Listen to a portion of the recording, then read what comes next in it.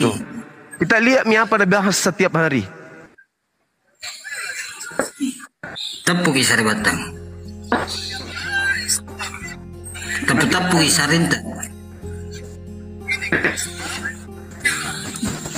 Tapu isarinta. Iya. Iya, oke. Nasihati kita saudara tak bos, nasihati kita. Puna erok kita belajar Al-Quran, tina kam manjucarana. Kalau mau belajar Al-Quran, saya siap ajarkan. Minimal bisa baca tulis dulu, baru bahas Al-Quran. Jangan tiap hari bahas Islam di komalnya, menghina, menghujat. Nakke, kita lihat misalnya punya video.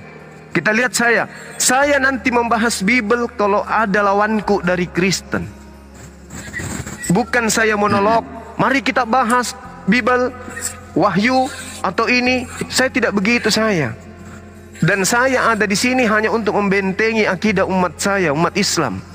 Kalau dia tidak, nah sengaja mentongi, buka terjemahan Al-Quran, nah tertawakan mi di situ, terbahak-bahak mi semua satu komal, menyakiti hati orang. Kalau mau kita diskusi, angkat tema, bahas ketuhanan, bahas pewahyuan, masing-masing kita berargumentasi. Coba Anda lihat sebentar, dibuka komal menghujat, menyebut Tuhan kami saja Allah, Allah, Allah. Bikin gambar, nah bikin kodong gambarnya tulisan Arab itu Nabi kasih begitu. Waduh, parah deng, parah yang justru batan tak. Kita nasihati itu, nasihati baik-baik. Agama itu tidak membuat kita jadi agama tidak membuat kita menjadi pembenci. Agama membuat kita itu harusnya semakin erat persaudaraan. Bukan kita saling membenci. Saya dengan saudara-saudaraku Kristen yang lain berdiskusi, bagus-bagus kami. Dia membahas Islam, saya membahas Kristen. Dia tanya saya Islam, saya tanya dia tentang Kristen. Kalau dia ini satu tidak, memang menghujat mentong kerjanya. Giliran kemarin dia tantang saya, Suma, saya tantang kamu besok malam jam sekian. Ya, temanya nanti saya tentukan sendiri. Ditungguin sampai berjam-jam. Nah, pakai acara tipu-tipu lagi. Dia bilang sudah dari tadi dibawa padahal tidak ada. Aduh. Yang nonton kita ini bukan cuma orang awam, bos. Niat jenderal, niat Kopassus, niat Brimob, lengkap yang nonton kita ini. Dari unsur ulama, para pendeta nonton kita. Harusnya kita memberikan contoh yang baik. Masa bahas Al-Quran, bahas semua yang tidak diketahui. Saya tidak berani saya bahas Bible kalau saya tidak punya pengetahuan tentang data yang saya bawa. Begitu Sari Batang. Oke? Iya. Kita kesana mitanya. Kalau dia mau offline, saya tantang, saya layani. Ya, saya layani. Saya tidak akan pernah takut. Memang saya sudah impakkan nyawa saya untuk agama saya. Sudah kubilang sama anak-anakku, sama orang tuaku, sama saudara-saudaraku. Besok hari saya mati karena agama, jangan kalian berduka, jangan kalian bersedih. Jadi teman-teman sekalian, bagi kita umat Islam ya, sebelum diambil alih kembali oleh saudara kita yang tadi, Al-Quranul Karim menjelaskan seperti ini. Bismillahirrahmanirrahim. Wa qala alladziina kafaru lil ladziina aamanu ittabi'u sabilana wal nahmil khataayakum wa ma hum bihamilin min khataayahum min syai' innahum lakazibun. Dan orang-orang kafir berkata kepada orang-orang beriman, apa kata mereka? Ikutilah jalan kami. Di kami itu ada penebusan dosa, ada pemikulan dosa-dosamu. Kami di ajaran kafir ini memikul dosa-dosamu. Masuklah ke golongan kami. Kata Allah, padahal mereka sedikit pun tidak sanggup memikul dosa-dosa mereka sendiri. Sesungguhnya mereka itu adalah benar-benar pendusta. Wala yahmilunna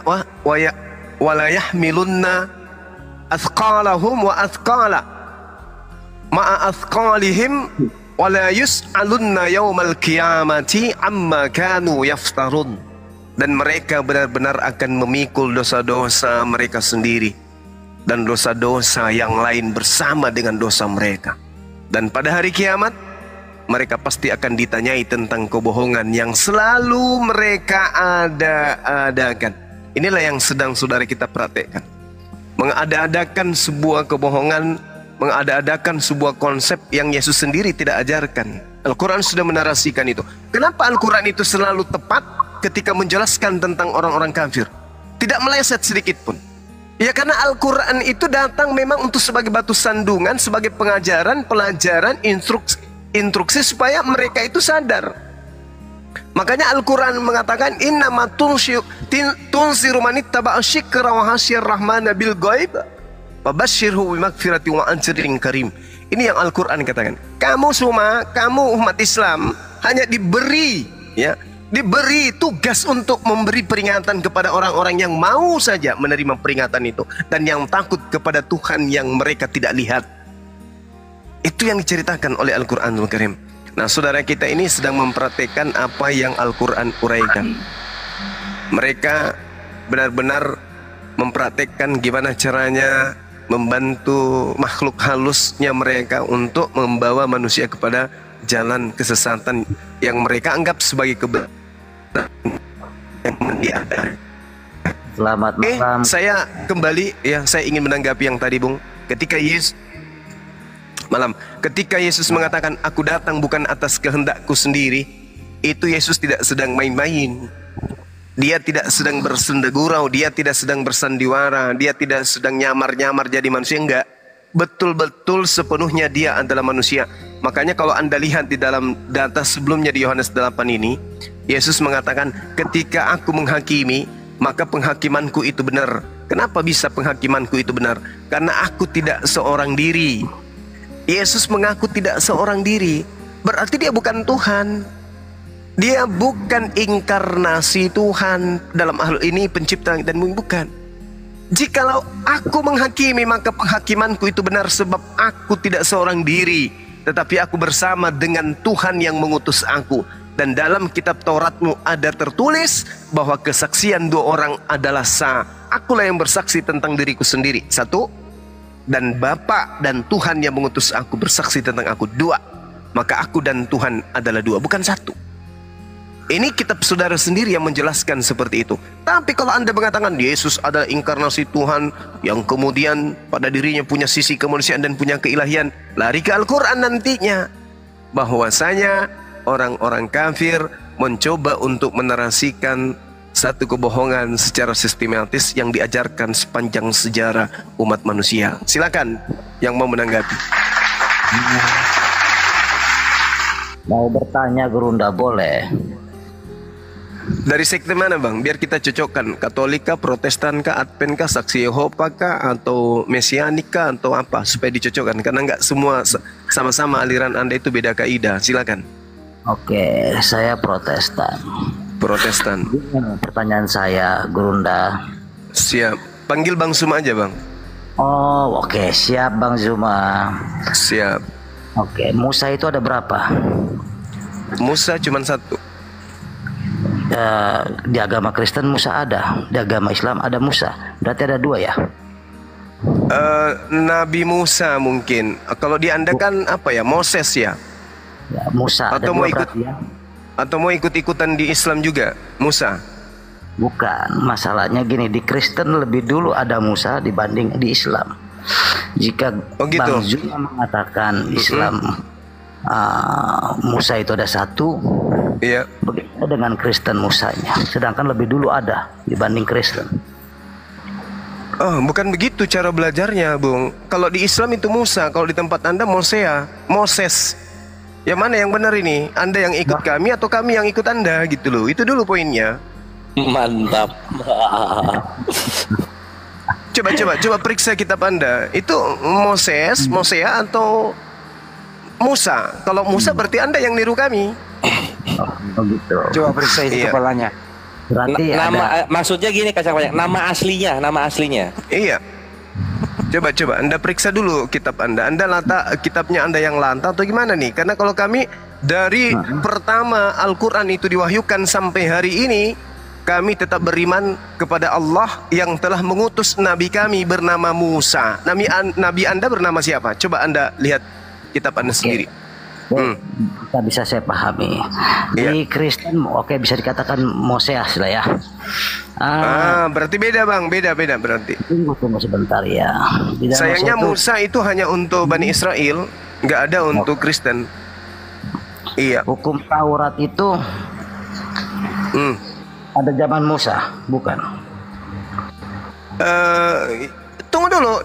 Anda yang membawa materi ini, Musa yang Anda maksud Musa di kami atau di Musa di mana nih? Karena setahu saya di Patikan itu nggak ada Musa. Musa itu, iya itu nabinya orang Yahudi. Ya, jadi nabinya Kristen. Di hukum Taurat bukan? Iya, hukum Taurat itu punya Yahudi, bukan Kristen punya, Bang. Oke, Bang. Iya. Yang mana ini yang benar ini? Jika di Islam Tauratnya yang mana, Bang? Di Musa, di Islam itu Allah Subhanahu wa taala hanya menjelaskan di Islam. Allah Subhanahu wa taala menjelaskan kepada kami umat Islam bahwa Allah datang kepada nabinya bernama Nabi Musa yang kami imani. Qala ya Musa inni istafaituka 'alan nasi birisalati wa bikalam. Fahus ma ataituka wa kum minasyakirin. Ini nabi kami nih. Wahai Musa, sesungguhnya aku memilih melebihkan engkau dari manusia yang lain. Itu perintah. Terus Tauratnya yang mana, Bang? Kalau di Islam kitab Tauratnya yang mana? Sekali lagi saya katakan, Taurat itu kitabnya Nabi Musa yang diberikan kepada umatnya Nabi Musa, bukan kepada umat Islam. Kenapa cari di kami? Oke, kitabnya yang mana? Kalau di Kristen kan ada tuh. Yang mana? Kitab Moses itu kan yang ada mana? Tuh. Yang mana kitabnya Moses? Kok saya bilang perintah Tuhan? Mana ceritanya? Bukan bang, bukan. Yang ada di kitab saudara itu bukan kitabnya Nabi Musa, bang. Coba Anda baca Ulangan 34, bang. Lalu Musa meninggal. Bagaimana ceritanya kitabnya Nabi Musa? Musa sendiri bercerita tentang dia meninggal. Di Islam itu Tauratnya yang mana, bang? La haula wala quwata illa billah. Pasang kuping saudara. Kitab Taurat itu kitabnya Nabi Musa untuk umatnya Bani Israel, bukan untuk umat Islam. Aduh, parah ini. Oke, dah. Kenapa Islam mengimani? Kami beriman karena yang mewahyukan itu adalah Tuhan kami. Udah mantap, mantap. Jika mengimani, kenapa tidak kepada Islam? Kenapa itu untuk saudara kami Bani Israel, bukan untuk kami umat Islam. Kami bukan umat penyamar-nyamar yang ngambil kitabnya orang. Nganggap kitabnya orang, ditempelkan di kitab Romawi, baru dikatakan itu adalah kitab kami. Itu kitabnya orang Yahudi yang Anda pakai. Itu bukan kitabnya Anda. Kitab yang datang kepada Nabi Musa itu adalah kitab untuk Nabi Musa dan kaumnya Bani Israel. Kenapa ada kitabnya Nabi Musa di Anda? Kenapa? Kenapa? Apa hubungannya Romawi dengan Bani Israel? Kok bisa ada kitabnya Bani Israel sama Romawi? Protestan itu kan belakangan muncul. Itu agama baru. Agama penyembah Yesus yang pertama adalah agama Katolik yang mengambil kitabnya Yahudi. Saya balik bertanya, dari mana orang-orang Katolik Kristen pertama mengambil kitabnya orang Yahudi? Dan apa hubungannya? Padahal kitab itu hanya untuk Bani Israel. Ulangan 33 nomor 4. Taurat adalah hak milik kepunyaan Bani. Silakan. Wah, Gurunda, keputus yang terakhirnya Gurunda, diulang dikit. Iya. Jadi ketika dikatakan di dalam Ulangan 33 nomor 4, Torah itu hanya untuk Bani Yakub. Yeremia 31 sampai 36. perjanjian Tuhan yang baru adalah Taurat yang diberikan kepada Bani Israel dan Bani Yehuda. Bani Romawi tidak diajarkan, Bani Belanda tidak juga, Bani Indonesia juga tidak. Kenapa bisa ada kitabnya Nabi Moses ada di agama Anda? Silakan. Bang Juma yakin kitab Taurat kitab orang Yahudi? Yes, karena itu untuk Nabi Musa. Ya, yakin sekali. Banget. Gak ada Begitu. untuk Kristen. Wa katabna lahu fil alwahi min kulli syai'in mau'idatan wa tafsilan li kulli syai'. Fa husha bi quwwah wa'mur qaumaka ya'khuzu bi ahsaniha saurikum daral fasiqin. Itu perintah Allah kepada Nabi Musa. Kami tuliskan untukmu Musa pada Taurat segala sesuatu sebagai pelajaran dan penjelasan untuk segala hal. Maka kami berfirman kepadamu wahai Nabi Musa, berpegang teguhlah kepada Tauratku dan suruhlah umatmu Bani Israel berpegang teguh kepadanya dengan sebaik-baiknya. Tidak ada oteng di sini, nggak disinggung Romawi di sini, Bung. Lanjut. Berarti Islam mengimani karena dari Tuhan orang Islam. Taurat Betul. itu. Yes. Oke, sekarang kita masuk ke dalam isi Taurat yang orang katakan, Bang Juma katakan itu orang Yahudi. Oke. Apa isi kitab Taurat itu coba? Oke. Allah Subhanahu wa taala menjelaskan di dalam Al-Qur'anul Karim. Jelas sekali dikatakan dalam surah Al-An'am. Al-An'am ayat 9. Bukan, sorry Bang Juma. Apa? Isi Taurat itu apa? Ini saya sedang ingin menjelaskan kepada saudara supaya Anda paham toh. Anda bertanya, Anda duduk mendengarkan jawaban saya toh. Kan gitu. Oke, gitu dong. Ya, jadi kalau di kami Allah punten. Ojo suwe-suwe ya jelasin ya. Oke. Ya, gini. Allah Subhanahu wa taala menjelaskan bismillahirrahmanirrahim, "Wa ma qadarullahi haqqa qadrih. Is qalu ma anzalallahu ala basharin min syai'. Qul man anzalal kitaba alladhi jaa'a bihi Musa nuran wa hudan lin-nasi taj'alunahu qaratisa tubdunaha wa tukhfuna katira. Wa ullimtum ma lam ta'lamu antum wala aba'ukum.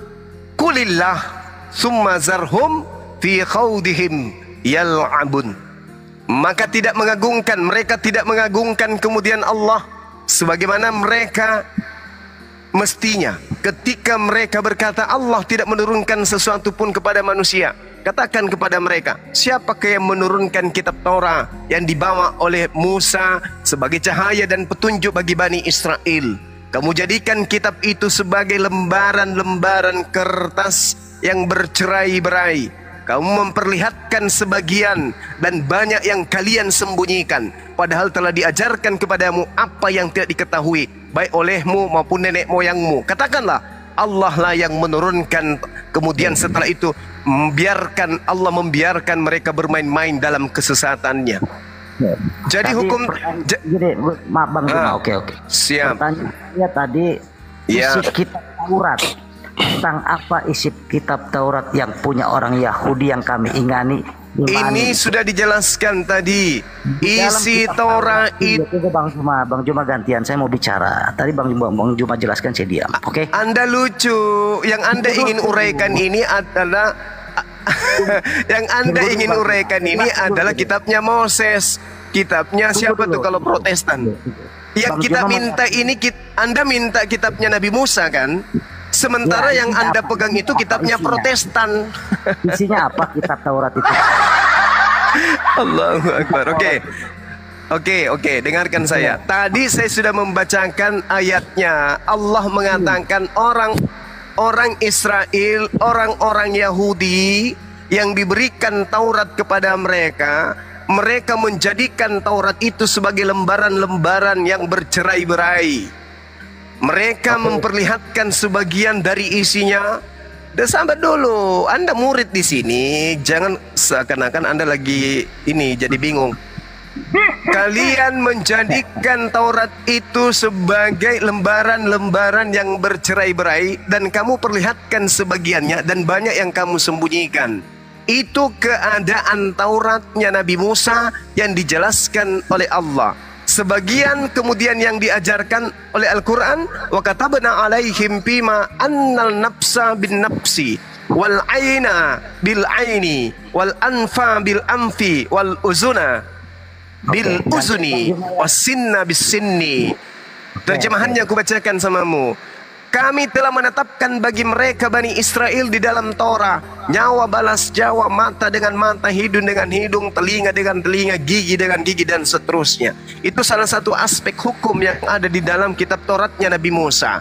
Dan itu masih ada bercerai-berai. Buktinya masih ada di Ulangan 1921, Imamat 24 nomor 20, mata ganti mata, nyawa ganti mata, nyawa ganti nyawa, dan seterusnya. Gitu loh Bang. Oke, saya jawab. Saya anggap ya. Oke. Di agama Islam mengatakan kitab Taurat di Pertanyaan saya tadi nggak ada Anda baca jawab. Tunggu, saya bicara dulu.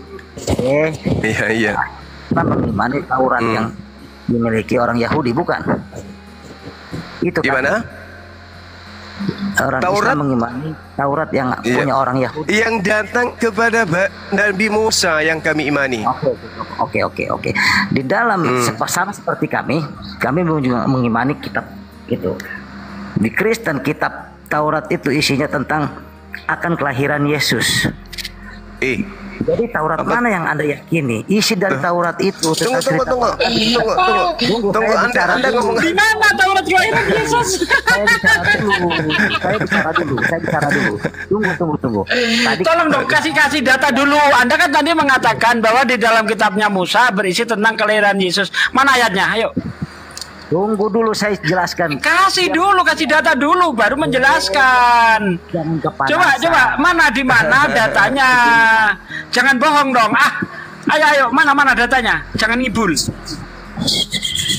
Oke, saya jelaskan lagi ya. Ternyata berbeda. Isi ya memang Taurat berbeda. Yang Anda pegang itu bukan Tauratnya Nabi Musa.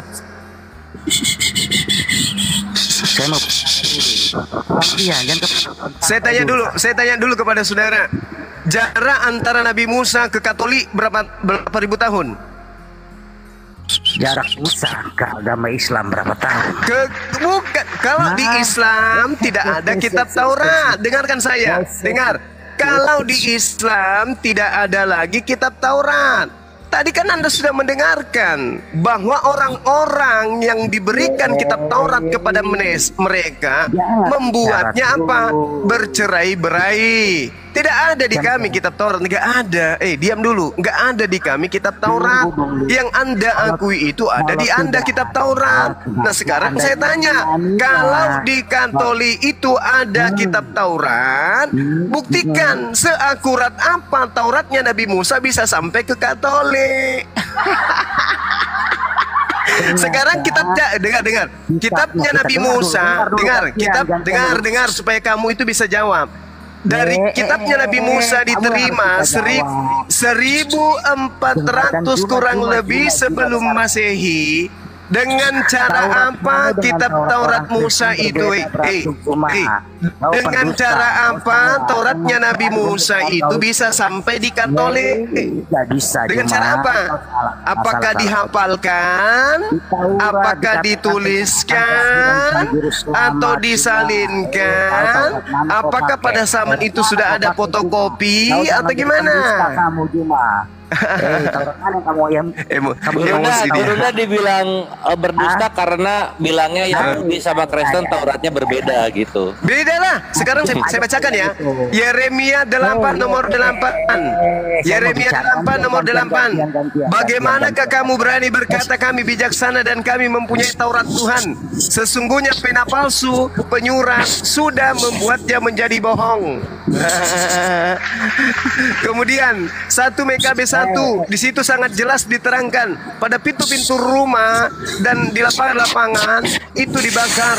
Kitab-kitab Taurat yang ditemukan disobek-sobek dan dibakar habis. Kalian terakhir datang, kalian seakan-akan kali pertama datang. 1 MKB 1 nomor 56 kitab-kitab Taurat yang ditemukan disobek-sobek dan dibakar habis.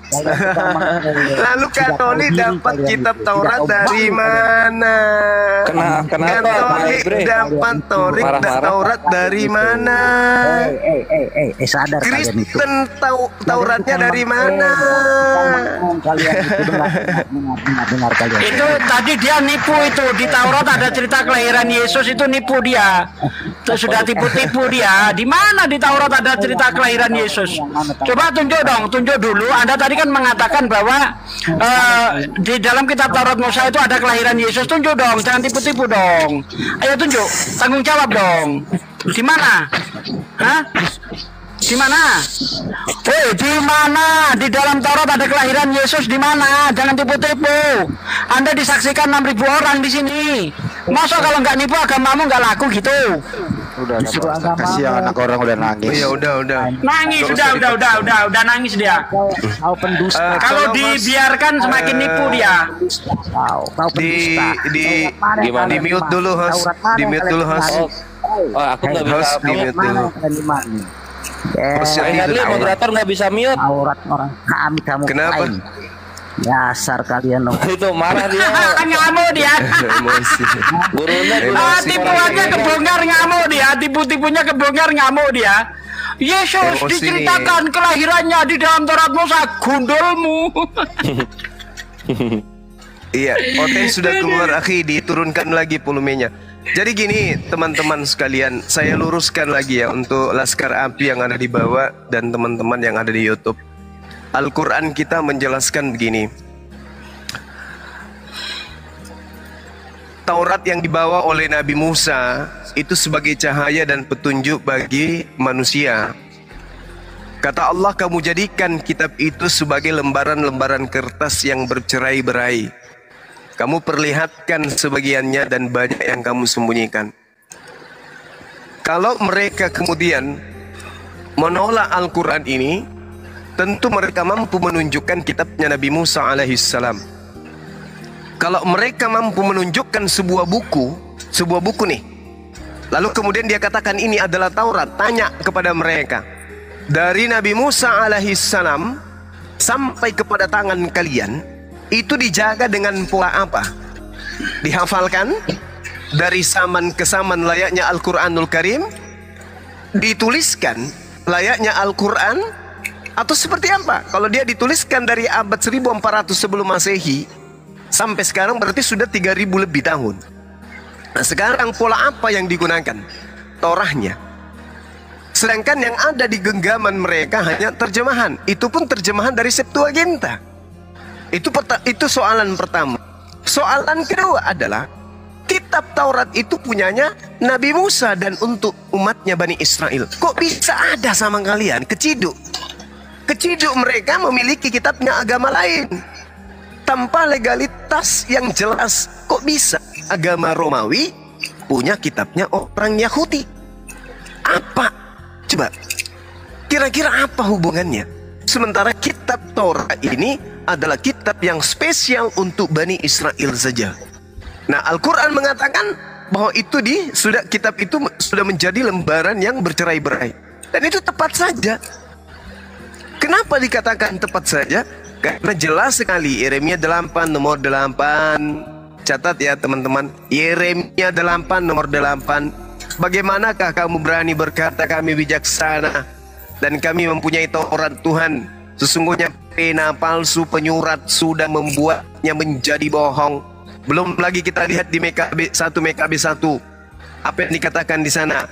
Kitab-kitab Taurat yang ditemukan disobek-sobek dan dibakar habis. Nomor 57.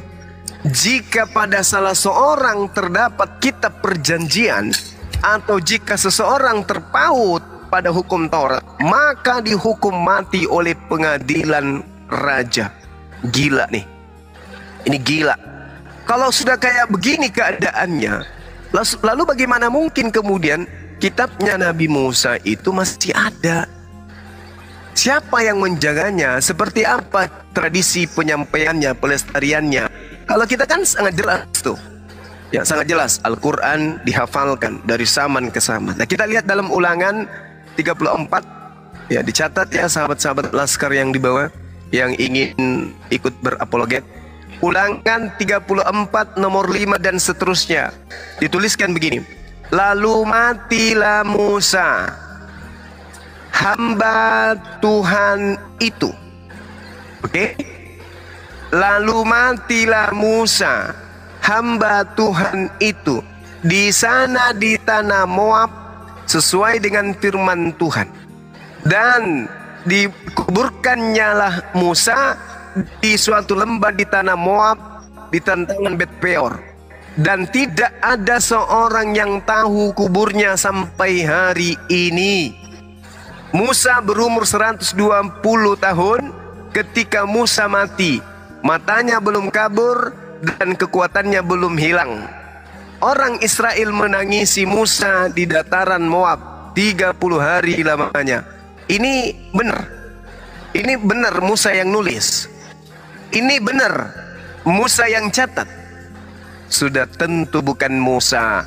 Berarti apa yang diterangkan Al-Quran, ya ahlal kitab, lima talbisunal haqqa bil batil wa taktumul haqqa wa antum ta'lamun. Wahai ahli Taurat, wahai ahli kitab, mengapa engkau mencampur adukkan antara firman Tuhan dengan karangan manusia? Ini bukan firman Tuhan. Lalu matilah Musa, hamba Tuhan itu, di sanalah tanah Moab, sesuai dengan firman Tuhan. Dan dikuburkanlah Musa, lalu dikuburkannya lah Musa, dia di suatu lembah di tanah Moab, di tentangan Bet Peor. Dan tidak ada orang yang tahu kuburnya sampai hari ini. Musa berumur 120 tahun ketika